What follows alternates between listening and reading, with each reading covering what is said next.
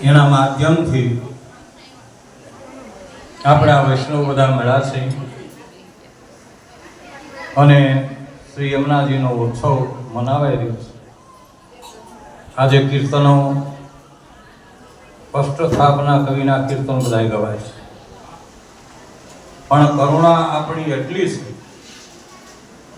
કે એક પણ શબ્દ જો આપણને સમજાણો હોય તો મને કહો. વાસ્તવિકતા એ છે, આને હવેલી સંગીત કહેવાય છે. સંગીત એ પ્રાણી માત્રને લાગુ પડે છે. એક કવિએ એવું લખ્યું છે કે રાગે નરપત મોય રહ્યો, રાગે મોયો વસંત, પણ જે નર રાગે ના રીજો, એ જનનીને ગર્ભે ક્યું ન ગરંત. જેને રાગની કોઈ રુચિ નથી એને એવું કહેવામાં આવ્યું છે કે એ જનનીના ગર્ભમાંથી કાછો કેમ ન પડી ગયો. ભક્ત કવિ દયારામભાઈ આપણને નેકાનેક કૃષ્ણની ભક્તિ માટે કહી ગયા છે. ભક્તિ ભૂષણ કે નામ કેશવનું કર્ણમાં પડતા થાય સૌ પવિત્ર, શરદ ઋતુના સંગથી આ નિર્મળ નીર વિચિત્ર, વિચિત્ર જળ તેમ જાતિ જાણો, સર્વ સુશીસદ નામે પ્રમાણો, શુદ્ધ સુવર્ણ જેવું અગ્નિથી થાય, એવું માંજે ઓપે કોઈ મેલ ન જાય. શું કે છે કે નામ કેશવનું કર્ણમાં પડતા થાય સહુ પવિત્ર. આપણા કાન દ્વારા જો ભગવાનનું નામ આપણા હૃદય લગન પૂગે તો આપણા જે કામ, ક્રોધ, લોભ, મોહ આ વિકારો છે એ બધા શમી જાય. જેમ શરદ ઋતુનો સંગથી, શરદ ઋતુ જ્યારે આવે ત્યારે સમુદ્ર સાગરના ડોળાયેલા પાણી આ પૃથ્વી પર પડે અને ડોળાયેલા બધા સરોવર છે શાંત અને ચોખ્ખા થઈ જાય. જેમ કાંપ તળિયે બેસી જાય એમ ભગવાનનું નામ આપણા કર્ણમાં જો આવી જાય તો આપણા આ વિકારો શાંત થઈ જાય. આવું નેકાનેક આપણને કહેવામાં આવ્યું છે, પણ આજ આપણી સ્થિતિ મને કાંઈક મારવું હોય છે, આ વસ્તુ આ કીર્તન માટે આપણને સમજાતું નથી. આપણા પણ મૂકી અને જો કીર્તનમાં આવી તો આની મજા એક ઓર છે. કૃષ્ણ કીર્તનને કરણમાં તે શ્રવણ રાફડા કહીએ. જો કૃષ્ણનું કીર્તન આપણા કાનમાં ન આવે તો આ કાન છે એ રાફડા બરાબર છે. કૃષ્ણ કીર્તનની કરણમાં તે શ્રવણ રાફડા કહીએ. નેત્ર નિરખે નહીં નંદલાલને તે કીકી બીજ છાંદલા લહીએ, લહીએ દાદુર જીહવા મુખ હરિનો બોલે, કરપદ સેવા રહિત શબ્દોલે વૃક્ષ જીવન સમ, અને આ શ્વાસ એ દમણ સમ, ગ્રામ સુખો સમ કરે ખાન ને પાન. આ દયારામભાઈ આપણને સમજાવે છે કે કૃષ્ણ કીર્તનની કરણમાં તે શ્રવણ રાફડા. આ ઉદયના દર અને આપણા કાનમાં કોઈ ફરક નથી. જો ભગવાનનું નામ આપણા કાનમાં, અને જુઓ તમે આપણા આ અંગમાં આ એક જ વસ્તુ એવી છે ભગવાને આપી છે કે બોલો તમે અને સાંભળો પણ તમે. આ એક આ બે જ કામ થયું. કેવું બોલીએ આપણે કૃષ્ણનું નામ બોલીએ, રામનું નામ બોલીએ, તો પાછું શ્રવણી આપણે કરીએ. આપણા ઉપર કરુણા છે ઠાકોરજીની કે તું બોલને તું સાંભળ, તારા હૃદયમાં ઉતરે તો. એટલે હવે મને તો ભાઈ બીજી કઈ ખબર નથી, હું દેશી માણસ છું. આ ઉમેશભાઈના બાપુજીની છે ને ભૈયા ક્યાં અટાણી બધા લગભગ ફૂલા બાપા કર્યા છે. ફૂલા જીવરાજ કલા ફૂલા જીવરાજ પણ આપણે ફૂલભાઈ ફૂલા લખમણ સાવલિયા એ લગભગ એ કર્યા છે. એટલે અમને જો દેશી કીર્તન આવડે છે. બોલો બોલો. આવું કઈ બીજું આવડતું નથી એટલે આ સુમને કરી ચોખવટ કરી લઉં છું. બોલો સાંભળ્યું.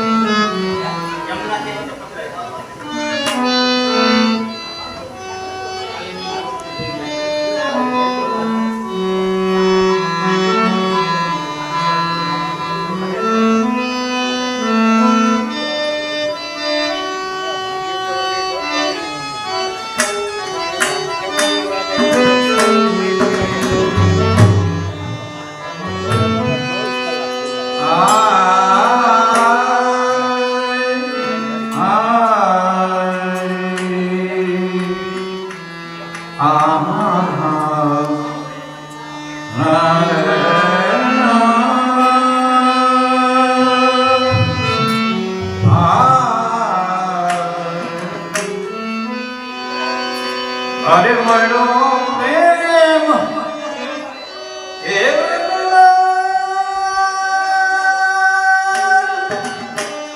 મગન ધર્મમાં ફૂલી કાન કાન કહી કહી ફરી ફરી દેહ ભાન ભૂલી ફરી ફરી દેહ ભાન અરે પ્રેમી વિરુર એના પાણી વસ્ત્રધારી એ લક્ષણ હે પ્રેમ કા જય ભેટી જદુરાઈ ઈ જય ને ભેટી જદુરાઈ ઈ ગરીબ કાઢી નાખતી અને છોલા મુખ ધરાય છે. અરે કહે નરભો આ પ્રેમનું પારખું છોલા સપીરો ખાય છે. મળ્યો પ્રેમ વરદનાર મગન થઈ મનમાં ફૂલી કાન કાન કહી કહી ફરી ફરી દેહનું ભાન ભૂલી પ્રેમે વિદુરની નાર દાતા નીલ વસ્ત્ર ધાઈ આને પ્રેમ કહેવાય. ભગવાન કૃષ્ણ જ્યારે વસ્તી કરવા ગયા અને એમાં સફળતા ન મળી એટલે દુર્યોધનના સપન ભોગ મૂકી અને કાકા વિદુરને અહીંયા પધાર્યા. સુરભાજી નાવા બેઠા છે અને ભગવાન કૃષ્ણે આવીને બારણે ટકોરા માર્યા કે કોણ કે હું કાનો. તા પ્રેમે વિદુરની નાર નાતા નીલ વસ્ત્ર ધારી જેને વસ્ત્રનું પણ ભાન ન રહ્યું ને ગડગડતી કાઢી ભગવાનને ભેટી પડી. આનું નામ પ્રેમ. શેષ મહેશ ગણેશ દિનેશ ઓર સુરેશ જો પારણ પામે ઈન આહિરી સોહરિયા સચિયા પર સાચ પે નાચ નચાવે. આ પ્રેમ તત્વ.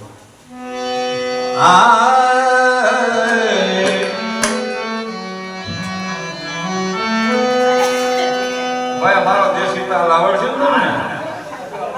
હે રે સખિયા જનો શ્યામ તું મિલાઈ દે.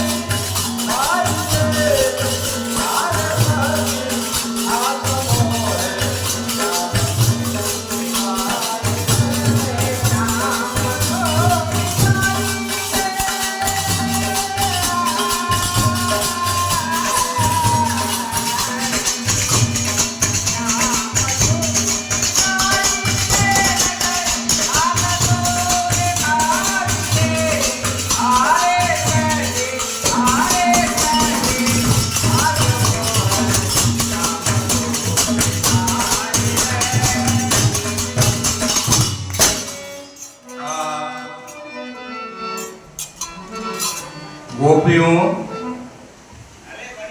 જ્યારે વિરહ થયો ત્યારે ઉદ્ધવજીને કહ્યું કે હે સખી આજ મોહે શ્યામ શું મિલાવી દે. તો આ કડીમાં શું આવ્યું? ઠાકોરજીએ કેવો શ્રૃંગાર કર્યો છે. જય હો. મોર મુકુટ શીશ ધરી મકર કુંડલ કાન પહેરી પીત વસન પીળા વસ્ત્ર ધારણ કર્યા છે. પીત વસન મંદ હસન મંદ મંદ હાસ્ય કરે છે જય હો. અને મધુર મધુર ગાય છે. આય